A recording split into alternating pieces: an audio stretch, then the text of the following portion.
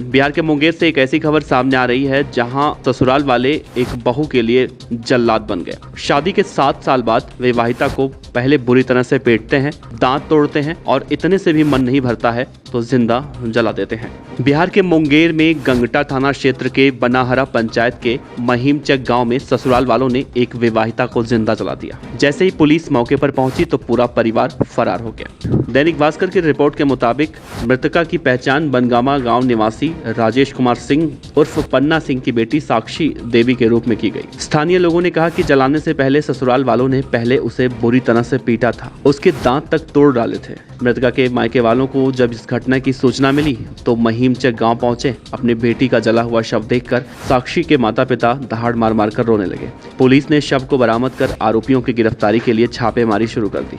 पन्ना सिंह ने कहा कि साक्षी की शादी 29 मई 2014 को इस गांव के निवासी सुभाष चंद्र से हुई थी।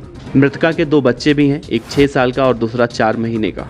मृतका की मां सुनीता देवी ने कहा है कि शादी के बाद से ही दामाद और बेटी की सास उसे प्रताड़ित किया करते थे। 3 साल पहले उन्होंने जबरन साक्षी के नाम जमा एफडी तोड़कर 1.5 लाख रुपए की निकासी भी कर ली थी। सारे पैसे हथियाने के बाद भी उसको बुरी तरह से पीटा जाता था। फिलहाल आरोपी एक प्रेस में काम करता है ऐसा कहा जा रहा है और साक्षी को भी वहीं पर ले जाया गया था, लेकिन वहां भी उसके साथ वो लगातार मारपीट किया करता था और गाहे बिगाहे अपने घर मुंगेर लाकर छोड़ दिया करता था। वहां सास ससुर प्रताड़ित करते थे। वैसे हमारे देश के हर राज्यों की सरकारें कहती हैं बेटी बचाओ बेटी पढ़ाओ, लेकिन जब ऐसी खबरें आती हैं तो उनके उस दावों पर कई तरह से सवालिया निशान खड़े हो जाते हैं कि आखिर दहेज के लालच में कैसे इस तरह से किसी की भी हत्या कर दी जाती है।